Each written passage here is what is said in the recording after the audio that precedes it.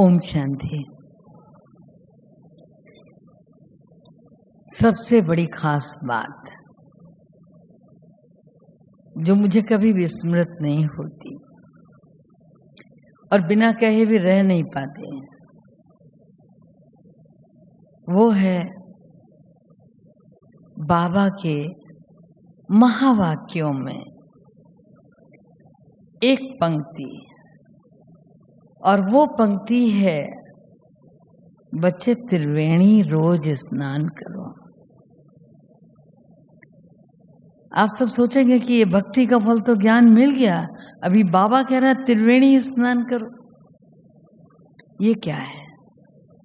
तो वो गंगा, जमुना और सरस्वती वाली त्रिवेणी नहीं, प्रयाग में जो प्रवाहित हो रही हैं, बाबा ने उनकी बात नहीं की। बाबा ने एक अलग ढंग की त्रिवेणी बताई, और वो त्रिवेणी बाबा ने बताई, सुबह सुबह उठ के वाह रे बाबा, वाह रे ड्रामा और वाह रे मैं। जब सुबह उठते हो तो उठने के बाद इन 3 महावाक्यों में जरूर एक बार डुबकी लगाओ उठते ही। वाह रे बाबा, कितना न थैंक्स है आपको जो आपकी नजर मुझ पे पड़ी और आपने मुझे चुना। वाह रे ड्रामा, क्या पार्ट है, पड़ोसी के घर में भी तो पड़ सकती थी। ये ज्ञान सागर की बूंद जो सीपी में गिर के मोती बने, कहीं भी पड़ती और कहीं भी मोती बनता है। वाह रे ड्रामा और वाह रे मैं। अपने आप को भाग्यशाली समझो ना, जितने आप सब बैठे हुए हो, आप भी बहुत बहुत बहुत पद्मा पदम भाग्यशाली हो। अपने आप को महसूस करते हो पद्मा पदम भाग्यशाली हैं? मैं उसे सिद्ध भी कर दूं कि आप पद्मा पदम भाग्यशाली हो। बाबा ने आपको चुना। एक मिरेकल आपकी जिंदगी में वो हुआ था जब आप बाबा के बने।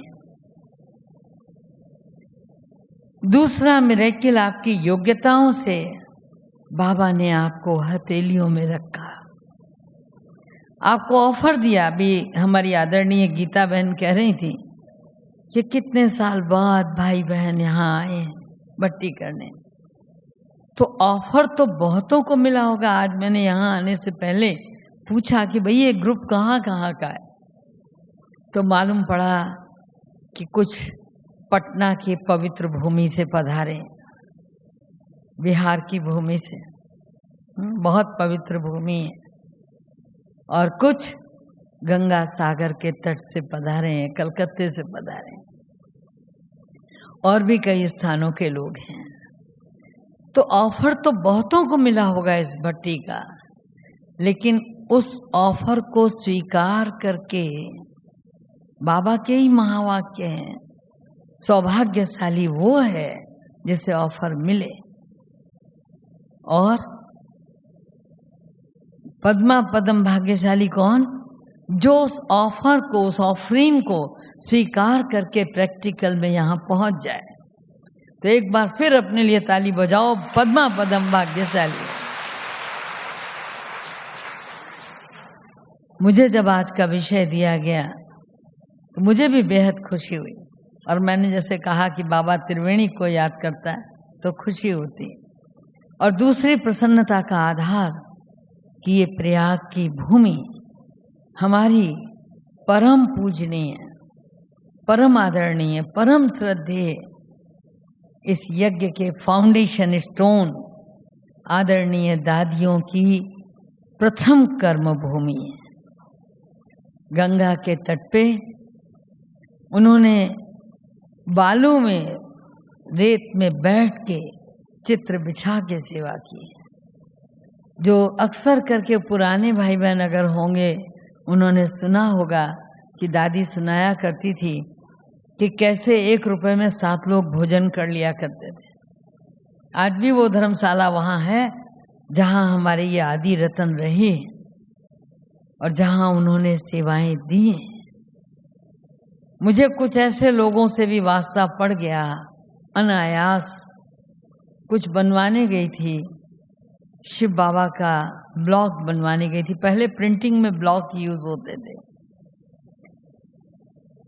तो इलाहाबाद की धरणी में जब मैं ब्लॉग बनवाने गई, नाम भी उसका इलाहाबाद ब्लॉक वर्क्स था, पहुंची और दिया उनको, तो उन्होंने मुझे देख के ये कहा, यह बहुत पुरानी बात बता रही हूँ, 1980 की। प्रकाशमणि कहाँ है? सामने से एकदम डायरेक्ट। तो मुझे बहुत अजीब लगा और अच्छा भी नहीं लगा, सच बताऊं, क्योंकि हमारे लिए तो वो बहुत श्रद्धेय हैं और ये आदमी कैसे बात कर रहा है, प्रकाशमणि कहाँ है?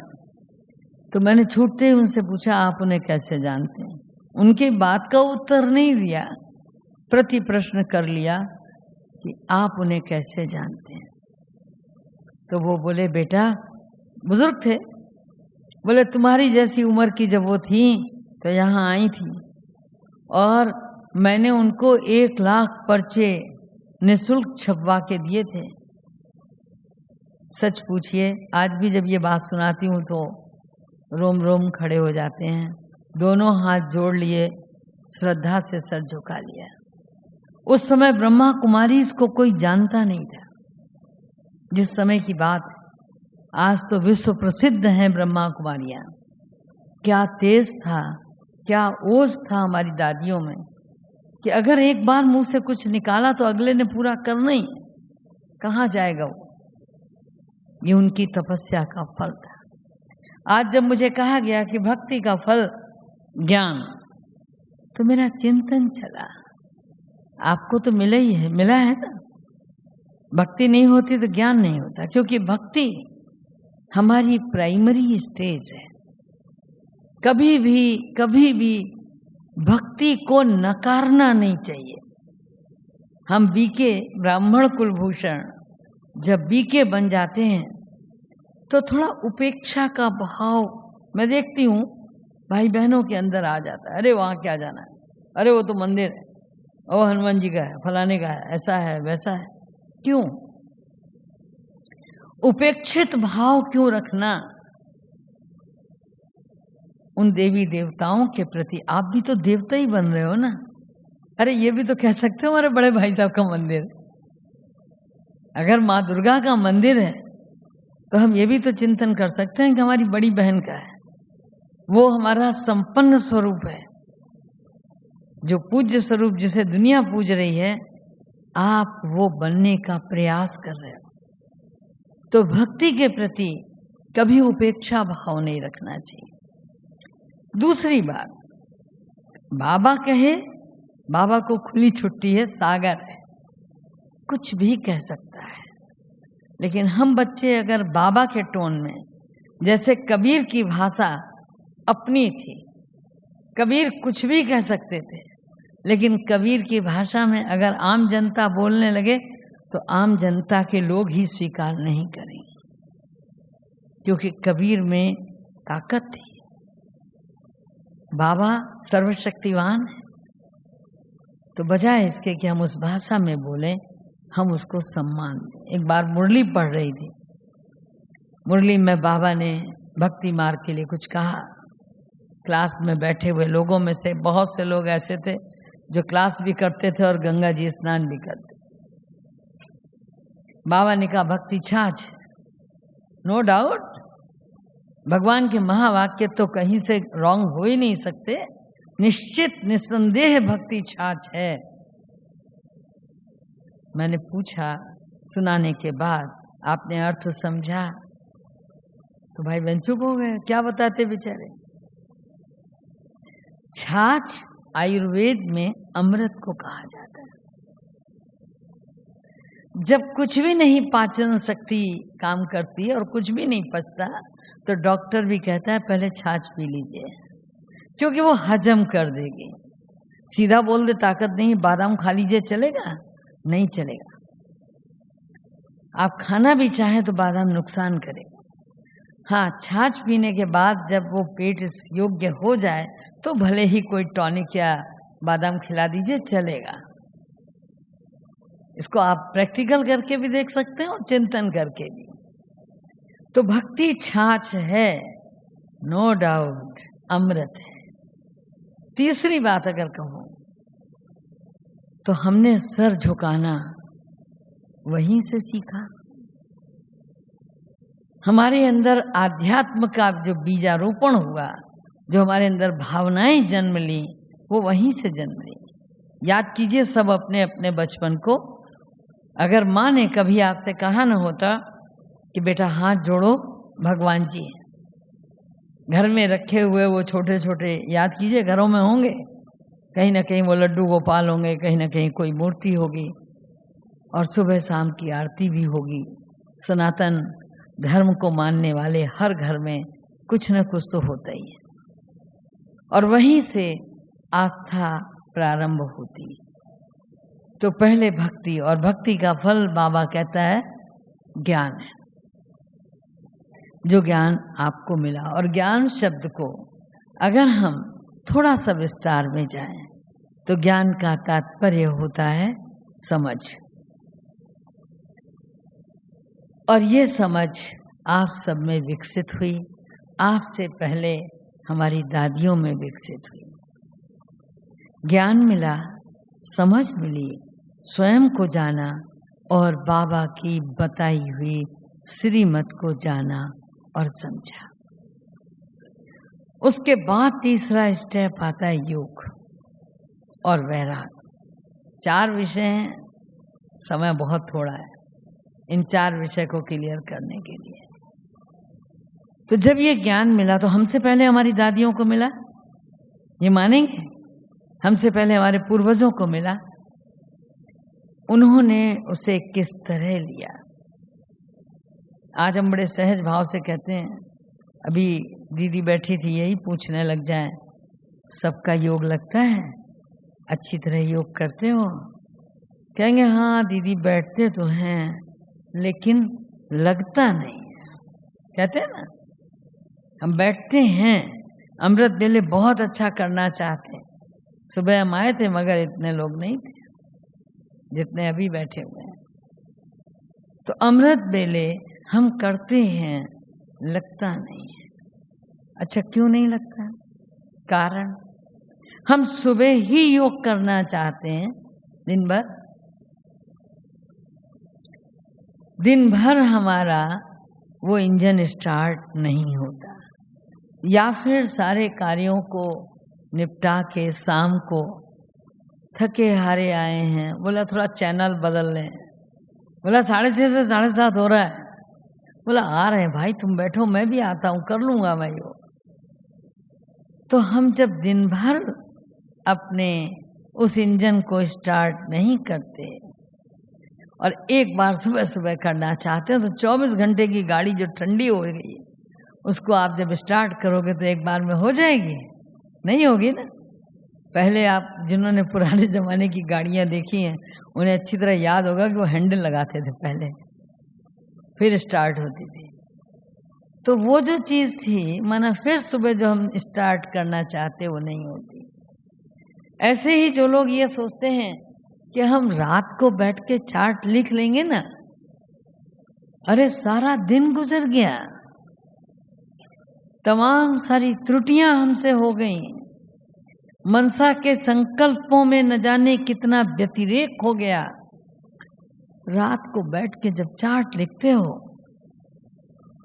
तो जो गुजर चुका है दिन भर में, 12 घंटे में जो खामियां आ गई हमारे आचरण में, क्या वो पूरी हो सकती?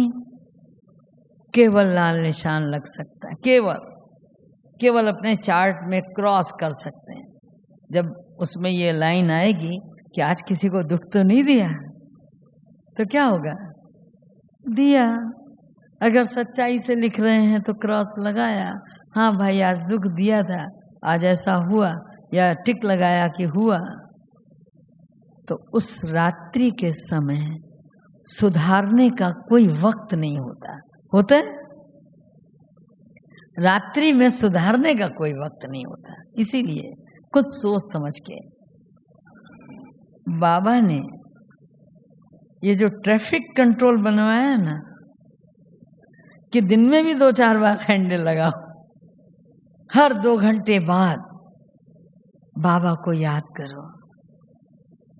हर 2 घंटे बाद फिर ये देखा 2 घंटे में भी काम नहीं चल रहा है तो हर घंटे में बाबा ने कह दिया। और आप देखते होंगे कि मधुबन की इस भूमि में जब आप आते हैं तो एक छोटी सी चिड़िया बोलती है, गीत की 2 लाइन शांति की, और वो हमें हमारा ध्यान खींचते, अच्छा हमें 3 मिनट योग करना है। तो ये जो 1-1 घंटे बाद का क्रम बनाया, किस लिए?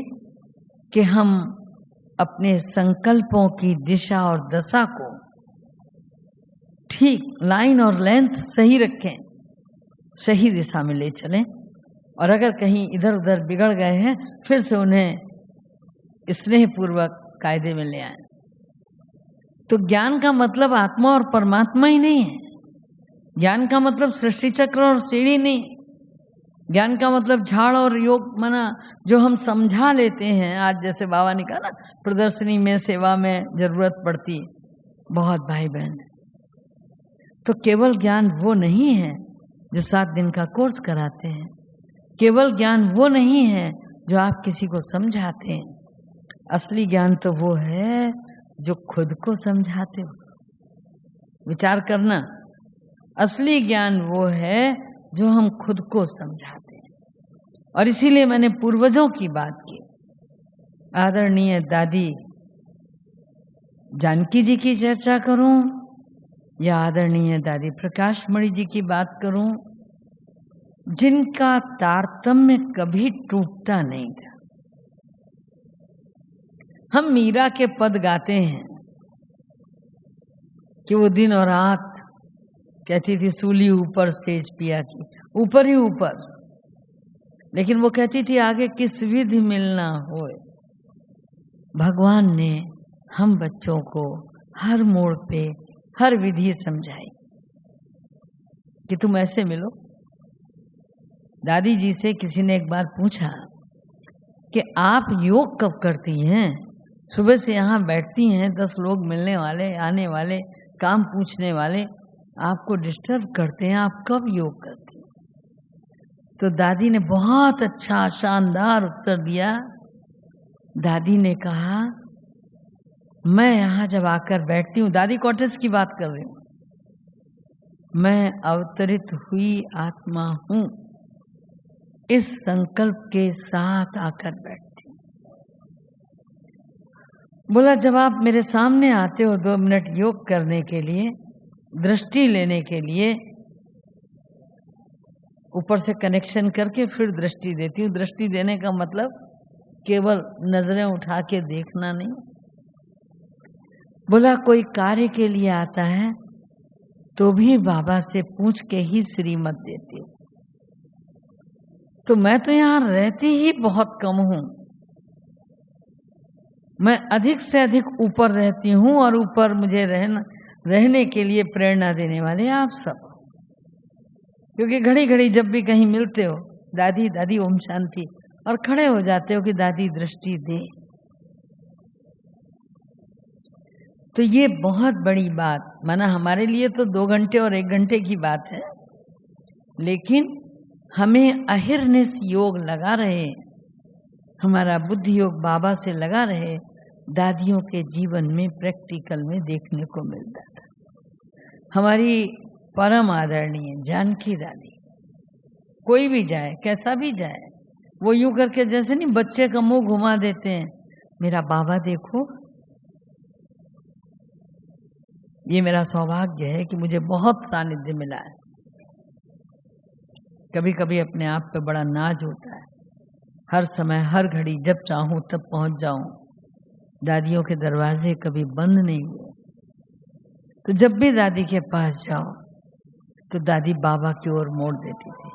तो मैं दादी जी की बात इसलिए कर रही थी कि उन्होंने ज्ञान को कितनी गहराई से समझा और प्रतिपल इम्प्लीमेंट किया उसको लाइफ में। तो दादी जी हमेशा लास्ट में तो वो यही कहते थे, मैं कौन और मेरा कौन। अहिर्निश योगी या प्रज्ञा शक्ति का साक्षात स्वरूप अगर देखना तो वो दादी जानकी में दिखाई देता था कि बाबा उनसे एक पल भी भिन्न नहीं होता था। तो वो स्वरूप जिसको इतना कुछ होते हुए भी अटैचमेंट का कहीं कोई नामो निशान नहीं था। कहा करती थी, आप लोगों ने दादी के ही मुख से सुना होगा, सफेद कपड़ा खीसा खाली। तो वो कहती ही नहीं थी, उस महावाक्य को जीती भी थी। तो दादी ने उस ज्ञान को, वो चाहे ये दादी हो चाहे वो दादी हो, दादियों ने समझा गहराई से और समझने के बाद उसको जिया, जीवन में लाया, इम्प्लीमेंट व्यवहारिक उसमें किया धरातल पर। अब उसके बाद हम आते हैं योग पर या वैराग्य पर। तो हम बच्चों को भी बाबा से योग लगाना और निरंतर लगाना। आज 12 तारीख है, आदरणीय जगदीश भाई जी भी याद आते हैं कि वो कहते थे योग की गहराई माने कॉन्टिन्यूअस, कॉन्स्टेंटली योग होना चाहिए, और योग की चौड़ाई सर्व संबंधों में होना चाहिए। हम कहीं तो कमजोर पड़ते हैं, छोटे छोटे गड्ढे खोदते हैं। थोड़ी देर योग हुआ, बोला अरे आज बड़ा अच्छा योग हुआ। किसी दिन बैठे बोले योग लगाया तो, लेकिन लगा नहीं, बार बार डिस्टर्ब हो जा रहा था। तो अगर हम पानी चाह रहे हैं पृथ्वी से और बोरिंग कर रहे हैं और वो बोरिंग 5 फीट 10 फीट करके छोड़ दे रहे हैं, क्या पानी मिलेगा? ऐसे ही अगर हम कॉन्टिन्यूअस में नहीं, निरंतरता में अंतर पड़ जाता है, तो क्या योग की गहराई हमें आ पाएगी? वो जल मिल पाएगा जो उस योग की अनुभूति का है, वो जल मिल पाएगा जिसे कहा जाता है अतीन्द्रिय सुख। तो योग की गहराई के लिए ये बनाए गए कई स्टॉपेज, यहाँ रुक जाओ वहाँ रुक जाओ, हर आधा घंटे बात कर लो, हर 2 घंटे बात कर लो, सरल से सरल करके ये राजयोग हमें हमारे बड़ों ने दिया। फिर सर्व संबंधों में अगर वाकई योगी बनना है तो ये खड़े खड़े का योग या बैठे बैठे का योग नहीं, चलते फिरते उठते बैठते। मैं कबीर को भी बीच में ले लेती हूँ कई बार, इसलिए कि एक धर्म सम्मेलन में गए थे, उनसे लोगों ने पूछा कि जितने लोग आए हैं संत महात्मा सब कुछ न कुछ करते हैं, एक आप ऐसे हो जो कुछ नहीं करते हो। तो कबीर हंसे और कबीर ने कहा, ठाड़े बैठे परे उताने, कहें कबीर हम वह ठिकाने। उनकी भाषा अपनी थी। उन्होंने कहा कि मैं खड़ा रहूं या बैठा रहूं या लेटा रहूं, मैं वहीं रहता हूं। मैं किसे याद करूं, मैं क्या करूं, मैं किसके लिए करूं। तो बाबा ने जो हम बच्चों को योग की गहनता, योग की विस्तृत जानकारी दी, उसमें सर्व संबंधों से योग, और सर्व संबंधों से योग, हे अर्जुन, देह सहित देह के संबंधों को छोड़कर मुझे एक को याद करो। गीता में कुछ और नहीं, मगर याद करें कैसे? मन अभी भी राग में कहीं न कहीं फंसा हुआ है, व्यक्ति में, वस्तु में, वैभव में। अगर ये छोड़ दो तीनों बातें, तो रूप में, रस में, गंध में, स्पर्श में, स्वाद में। आज अमृत बेले में आ रही थी, यहाँ से करके जा रही थी, कहना नहीं चाहिए, कोई महानुभाव इतना स्ट्रांग स्प्रे डाले हुए थे। अरे सुबह सुबह किसको सुगंध देनी थी? मना आज भी हमारी मनोवृत्ति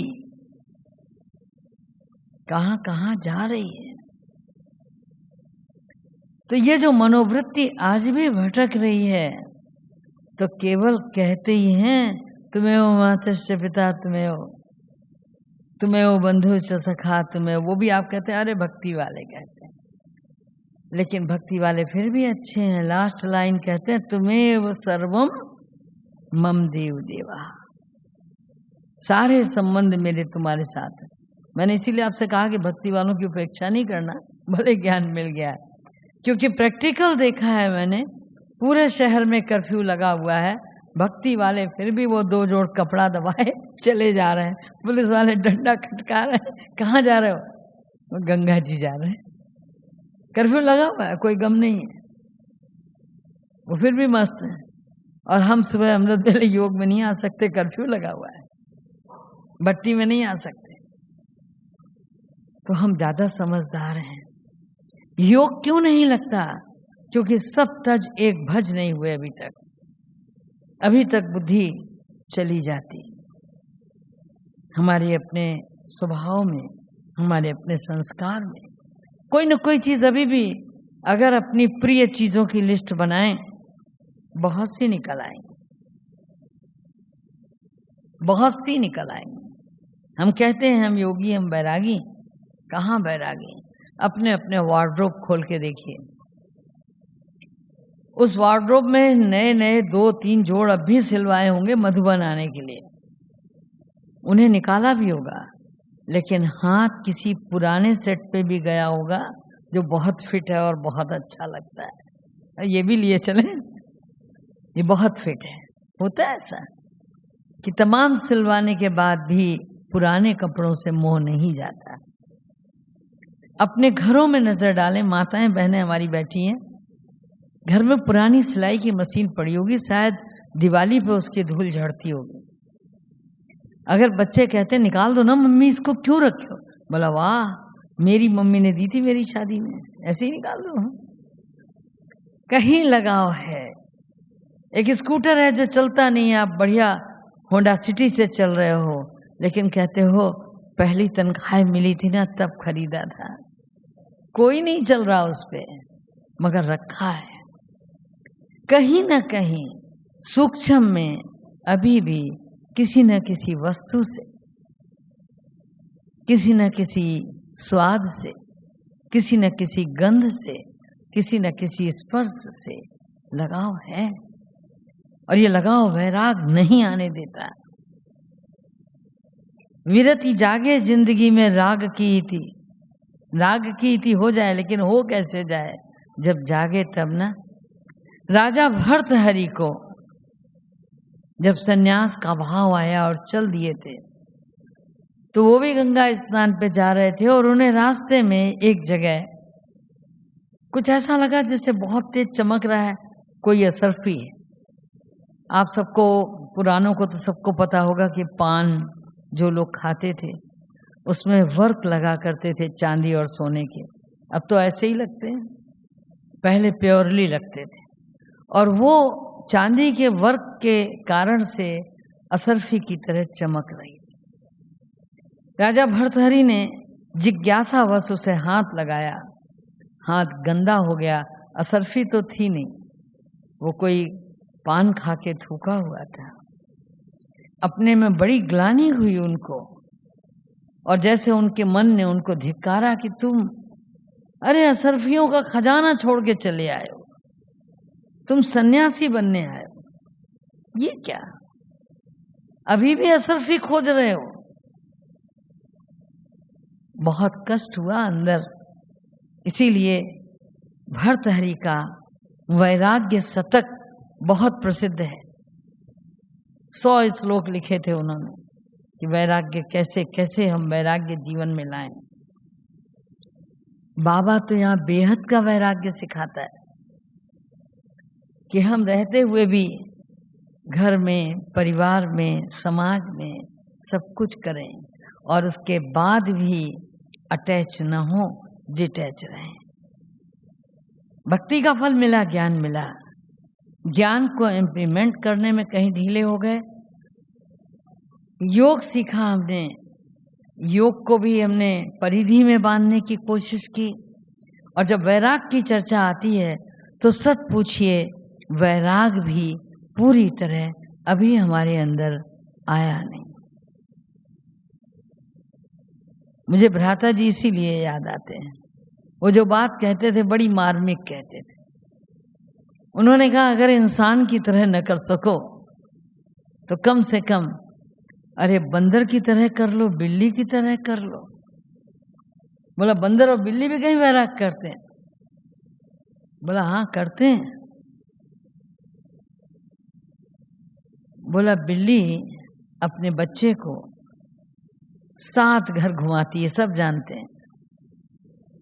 और इतने पेने दांत हैं उसके, इतने पेने नाखून हैं, बच्चों को उठा के मुंह में दबा के ले जाती है। कभी सोचा आपने किसी बच्चे को खरोच आई हो?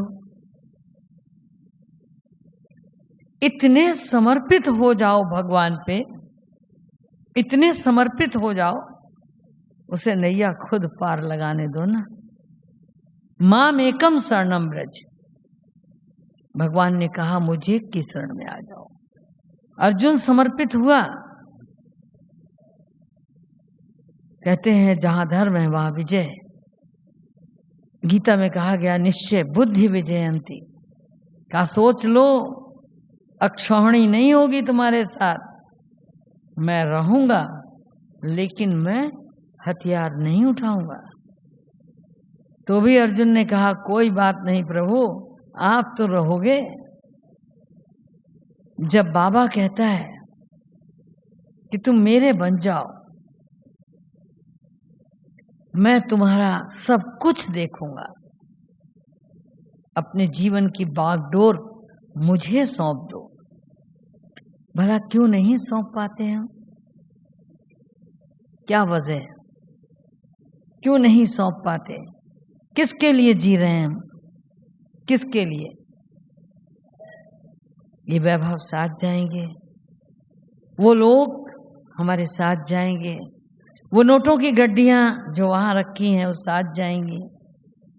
हम सब जानते हैं कुछ साथ नहीं जाएगा, फिर भी बाबा को पूरी तरह अर्पित नहीं हो पाते। अगर अर्पित हो जाए तो जिम्मेवारी बाबा की। और दूसरी तरह का वैराग कहते हैं बंदर का जो राग है, वैसे तो उसका राग प्रसिद्ध है। बच्चे को पीठ पे चिपका के घूमता है। वो ठीक है कि बच्चे को पार करेगा, वो एक पेड़ से दूसरे पेड़, दूसरे पेड़ से तीसरे पेड़, लेकिन वहां बच्चे की जिम्मेवारी ज्यादा है। वो पकड़ के रखता है। अगर बच्चा छोड़ दे तो नीचे आ जाएगा। तो क्या करना है ये सोचो जरा वैराग में। अपने आप को बाबा के हवाले कर देना है और अपने मन के अंदर ये पक्का कर लेना है जही विधि राखे राम तेही विधि रहिए। बाबा जैसे चाहे, उसने कहा है तुम मेरे बन जाओ, मैं तुम्हें मुक्ति और जीवन मुक्ति दोनों दूंगा। जहां ये कहा गया है कि हे अर्जुन सर्वधर्मानि परित्यज्य मामेकं शरणं व्रज, वहां आगे की लाइन है अहम त्वाम सर्व पापेभ्यो मोक्षयिष्यामि मां शुचि। आज की मुरली में भी बाबा ने कहा मेरे बन जाओ, मुझे तुम्हारी किसी चीज की दरकार नहीं। बाबा ने कहा मैं भिखारी थोड़ी हूं, जो तुम भगवत अर्पण करते हो मैं भिखारी नहीं हूं, मुझे कुछ नहीं चाहिए, केवल तुम मेरे बन जाओ। तो विचार करने वाली बात है कि हम अपनी पतवार उसके हाथों में सौंप दे रहे हैं या नहीं। अच्छा हम भगवान को पकड़ने चलो, यही सही, भगवान पार कर देगा हर आंधी और तूफान में। हमारी पकड़ मगर ढीली हो जाती है, बहुत बार ढीली हो जाती है। हम भगवान को छोड़ के किसी और को भी पकड़ लेते हैं। बाबा को अपने महावाक्यों में बहुत तरीके से समझाना पड़ता है। कभी राम और सीता और रावण का उदाहरण देता है, कभी बाबा लक्ष्मण रेखा का उदाहरण देता है। टॉपिक बहुत गहन है, बहुत विशाल है। अगर 4 घंटे भी चले तो कम है, समय कम है, तो आपकी समझ पर छोड़ दे रहे हैं कि ये जो बेहद का वैराग्य है कि रहें घर में, सब कुछ देखें, सब कुछ सुने, सब कुछ समझें, लेकिन खुद डिटैच रहें। अभी आप लोगों ने कुछ ही साल पहले कोरोना पीरियड में पैसे की उपयोगिता समझ ली होगी। गड्डियां रखी रहीं और हम अपने अजीजों को बचा नहीं पाए, एक सिलेंडर मुहैया नहीं करा पाए। संबंध आपके रखे रहे होंगे, जब आपका अपना कोई बीमार पड़ा होगा 4 जगह फोन खटकाए होंगे, लेकिन सामने वाले ने हाथ खड़े कर दिए होंगे, भाई क्या करें हॉस्पिटल में जगह नहीं, एक बेड नहीं मिल सकता। देखा है ना।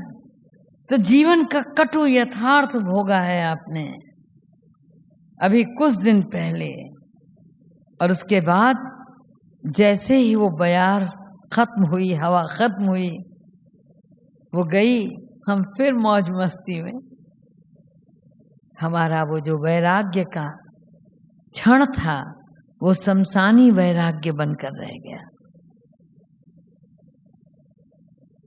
बेहद का वैराग्य अपने अंदर लाने के लिए हम ये न करें कि भगवान की नाव में बैठ गए, ठीक है, चप्पू चला रहे हैं, पहुंच ही जाएंगे बनारस, मगर सुबह जब आँख खुली तो वो इलाहाबाद में ही बनी हुई थी।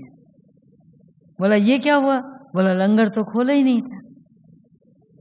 तो हम भी कहते हैं, यहाँ दीदियों ने समझा रखा है, मैं आत्मा हूँ। हम देख रहे हैं बहुत से लोग परमधाम चले गए।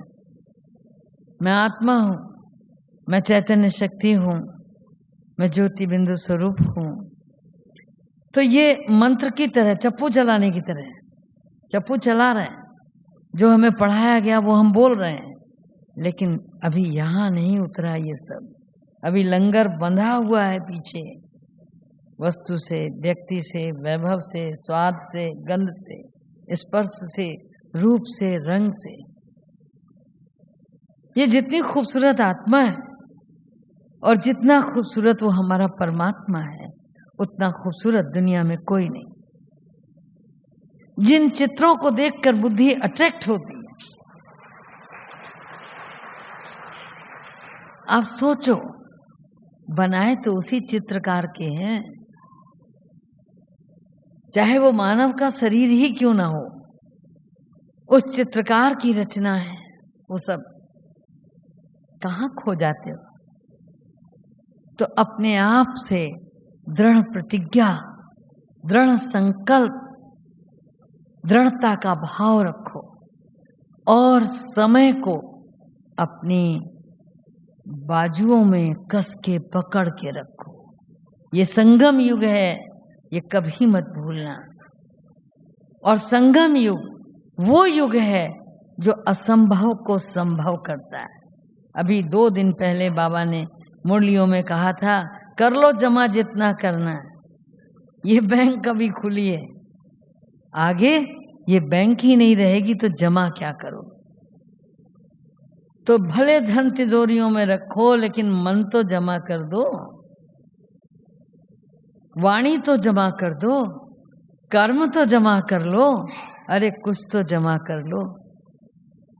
संगम युग में हर असंभव संभव। मैं जो बात कह रही थी कि बाबा ने कहा है, इस संगम युग में मेरे बच्चों का कभी अकल्याण नहीं हो सकता। इतना बड़ा चैलेंज कोई नहीं दे सकता, इतनी बड़ी गारंटी भी कोई नहीं ले सकता जो भगवान ने हम बच्चों के लिए। जरा कस के पकड़ो ना उंगली बाबा की। इस संगम युग में हमारा अकल्याण नहीं हो सकता, नहीं हो सकता। और हम संगम युग में बैठे। तो इस भट्टी में जब हम आए हैं, एक एक पल संगम युग का बरसों के बराबर है।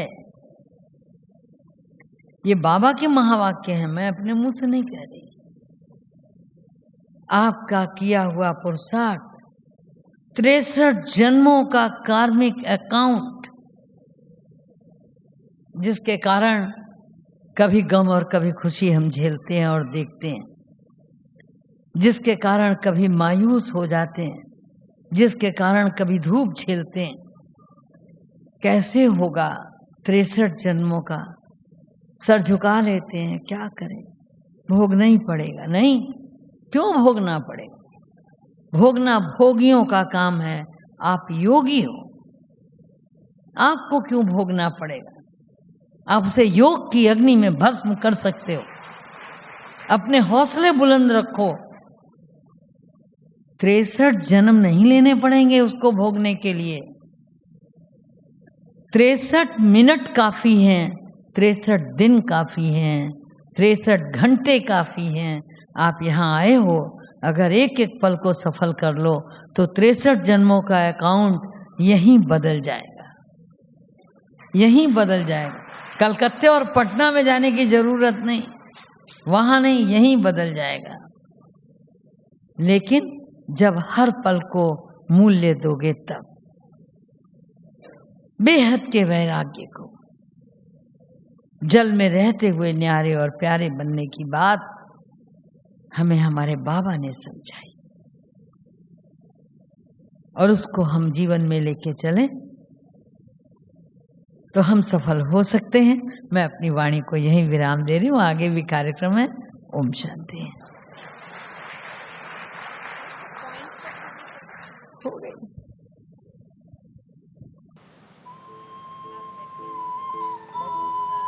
उधर आ जाते हैं, आप इधर आ जाते।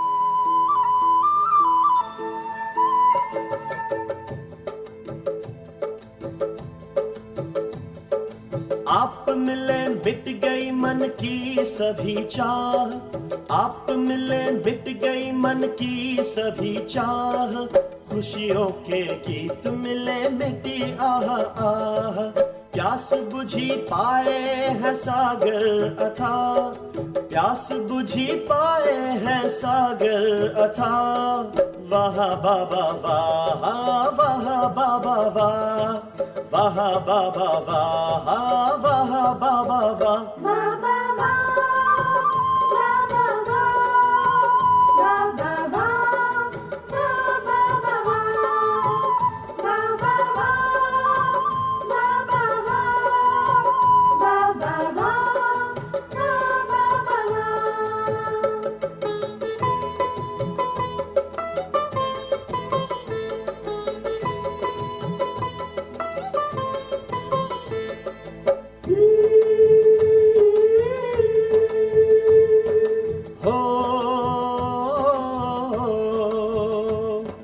चुन चुन के मोती बनाई है माला, नैनों में अपने है हमको संभाला।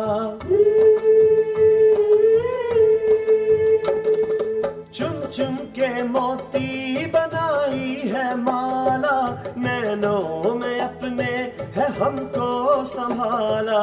पलकों में प्रभु के है पाए पन्हा, पलकों में प्रभु के है पाए पन्हा। वाह बाबा वाह, वाह बाबा वाह, वाह बाबा वाह।